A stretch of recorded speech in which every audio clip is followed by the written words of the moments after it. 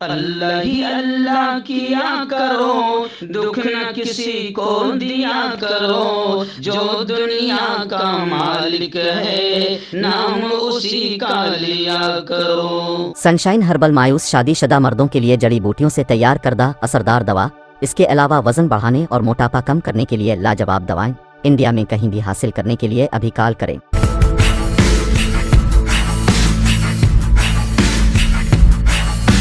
رمضان کے مقدس دن اور رات مکہ اور مدینہ کی وادیوں میں گزاریے، عمرہ کے لیے تیار ہو جائیں۔ کانٹیکٹ کریں عبدالعظیم فلاحی سے۔ السلام علیکم ورحمۃ اللہ وبرکاتہ۔ ناظرین، استقبال ہے، سواگت ہے آپ کا viral news live studio Jalgaon, Maharashtra, India میں۔ میں آپ کا میزبان مفتی محمد ہارون ندوی۔ آئیے انٹرنیشنل ٹاپ 5 نیوز، دنیا کی 5 بڑی خاص اہم خبروں پر نظر ڈالتے ہیں۔ لیکن سب سے پہلے میں اپیل کروں گا جو ساتھی نئے ہیں اور ابھی تک اس بے باک سچے چینل سے جڑے نہیں ہیں، اگر آپ چاہتے ہو کہ آپ کو ملک بھارت کی اور پوری دنیا کی صحیح اور سچی خبریں دیکھنے اور سننے کو ملیں تو پھر آپ اس چینل سے جڑ جائیے۔ سبسکرائب کر لیجئے ہمارے اس چینل کو، بیل آئیکن گھنٹی کے بٹن کو بھی دبا دیجئے تاکہ ہماری ہر ویڈیو، ہر خبر آپ کو آپ کے موبائل پر مل سکے۔ اور ناظرین، ہم ہر روز ایک اپیل کرتے ہیں کہ پلیز، یہ ایک پرائیویٹ چینل ہے اور چینل چلانے کے لیے پوری ایک ٹیم کام کرتی ہے، بڑا روپیہ پیسہ خرچ ہوتا ہے۔ اگر آپ چاہتے ہو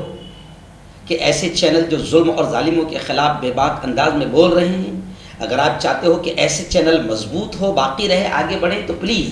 آپ چینل کی مدد کریں، فائنینشیل ہیلپ، مالی تعاون، مالی مدد کریں۔ اسکرین پر آپ نظر ڈالیں، ہمارے چینل کا بینک اکاؤنٹ نمبر بھی دیا جاتا ہے، اور اگر آپ آن لائن پیسہ بھیج کر مدد کرنا چاہتے ہیں تو گوگل پے، فون پے اور پے ٹی ایم، تینوں کا نمبر ایک ہی ہے، 9923223361۔ اللہ نے جو بھی آپ کو طاقت دی ہے اس اعتبار سے آپ ہر دن یا ہفتے میں یا مہینے میں ایک بار ہی صحیح، مگر 200، 500، 1000 روپے جو بھی آپ مدد کر سکتے ہیں پابندی کے ساتھ کریں اور چینل کو مضبوط کریں۔ ناظرین، گزشتہ رات جو بیان ہوا تھا لائیو جمعرات کی رات میں کہ حرام مال اور حرام کمائی کے کتنے برے اثرات پڑتے ہیں خود پر بھی، اپنی اولاد پر بھی، اور اپنی فیملی پر بھی، اپنی زندگی پر بھی، اور مرنے کے بعد بھی، بہت اہم بیان ہوا ہے۔ جن لوگوں نے نہیں دیکھا ہوگا وہ بیان اپلوڈ ہو چکا ہے اس چینل پر، آپ اس کو دیکھ سکتے ہیں اور اپنی فیملی اور اپنے دوستوں کو بھی ضرور سنائیں۔ یہ بھی صدقہ جاریہ، یہ بھی صدقہ ہے، یہ بھی نیکی ہے۔ آئیے، اس وقت انٹرنیشنل مدعا تو صرف یوکرین اور رشیا کا ہی چھایا ہوا ہے۔ رشیا نے جس طریقے سے حملہ کیا ہے یوکرین پر، اب اس حملوں میں اور زیادہ شدت آ گئی ہے۔ گزشتہ رات بھی بہت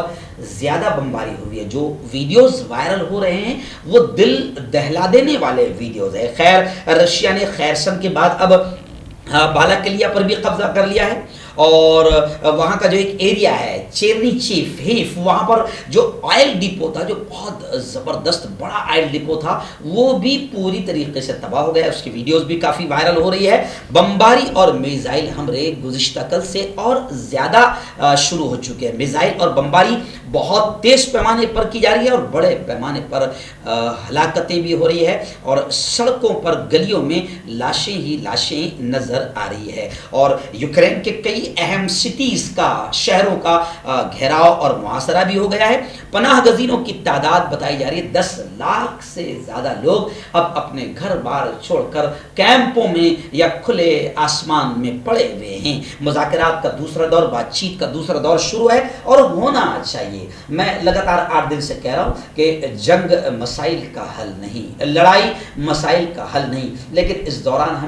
ہم انٹرنیشنل تمام عالمی طاقتوں کو دیکھنا ہے کہ اصل حرامی کون ہے جو تیسری عالمی جنگ کی طرف بڑھا رہا ہے، کون ہے جو ہتھیاروں کا سب سے بڑا ڈیلر ہے، اور جنگ ہونے سے سب سے زیادہ فائدہ کس کا ہوتا ہے، یہ تلاش کرنا ضروری ہے، کیونکہ یہ جو بھی ہے یہ صرف یوکرین کا دشمن نہیں بلکہ ہم سب کا دشمن ہے، اور آج اسے سمجھا نہیں گیا اور آج اسے کچلا نہیں گیا تو وہ دھیرے دھیرے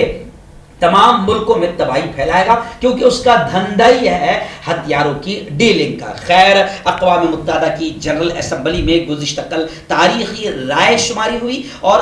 یوکرین پر جو رشیا نے حملہ کیا ہے اس کی نندا بھی کی گئی ہے، اور خبریں آ رہی ہے کہ یوکرین کی جو خاتون اول ہے اس نے وہاں سے نکلنے سے انکار کر دیا ہے۔ ایکچوئل میں خبریں ایک خاص بات یہ بھی ہے کہ یوکرین کے عام شہری بھی اب باقاعدہ ہتھیار لے کر فوج کے کاندھے سے کاندھا ملا کر رشین فوج کا، آرمی کا مقابلہ کر رہے ہیں۔ بڑی اچھی بات ہے، بڑی اچھی بات ہے کہ وہ اپنے وطن، اپنی زمین کی حفاظت کے لیے اپنے آپ کو میدان جہاد میں اور میدان جنگ میں اتار چکے ہیں۔ لیکن افسوس یہ ہوتا ہے کہ جب ایسا ہی دوسرے ملک کرتے ہیں، فلسطین کرتا ہے یا لبنان کرتا ہے یا عراق کرتا ہے یا کسی بھی ملک میں مسلمان اپنی زمین کی حفاظت کے لیے ہتھیار اٹھا لیں تو اسے آتنکوادی کہا جاتا ہے، اور یوکرین کا جب عام آدمی ہتھیار اٹھا رہا ہے تو اسے کہا جا رہا ہے ہیرو ہے جو اپنے ملک کے لیے جان لٹانے کے لیے تیار ہے۔ تو یہ دوغلا پن بھی بند ہونا چاہیے۔ آئیے ناظرین، دوسری بڑی خبر اس وقت مقدس شہر مکۃ المکرمہ سے آ رہی ہے۔ آپ جانتے ہیں کہ کعبۃ اللہ کے ایک سائیڈ میں، جی ہاں، یوں سمجھیے کہ کعبۃ اللہ کے حجر اسود کے درمیان میں ادھر جو سائیڈ میں مقام ابراہیم بنا ہوا ہے، خبر آ رہی ہے وہاں سے ہمارے رپورٹر عبد القیوم خان جو ہمارے ضلع کے رہنے والے اور وہاں پر خدمت کرتے ہیں، انہوں نے بتایا کہ مقام ابراہیم کی صفائی بھی کی گئی اور اس کی مرمت کا کام بھی کیا گیا ہے، اور انہوں نے بتایا کہ اب رمضان المبارک کی تیاریاں حرم شریف میں تیزی سے شروع ہو چکی ہے۔ آپ جانتے ہیں کہ رمضان کے مبارک مہینے میں عمرہ کے لیے بھی باقاعدہ ایسی ہی بھیڑ ہوتی ہے جیسے حج کے موقع پر ہوتی ہے۔ تو رمضان المبارک کی تیاریاں شروع ہو چکی ہے اور صاف صفائی حرم میں شروع ہے۔ ویسے تو وہاں کے صفائی کا اعلیٰ انتظام دنیا کا کوئی ملک ان کا مقابلہ اس معاملے میں تو نہیں کر سکتا ہے۔ بس یہ خبر بولتے بولتے ایک بات یاد آ گئی کہ اللہ کرے کہ جیسے وہ حرمین شریفین کی خدمت کرتے ہیں تو اللہ کرے کہ جیسے وہ حرم شریف کو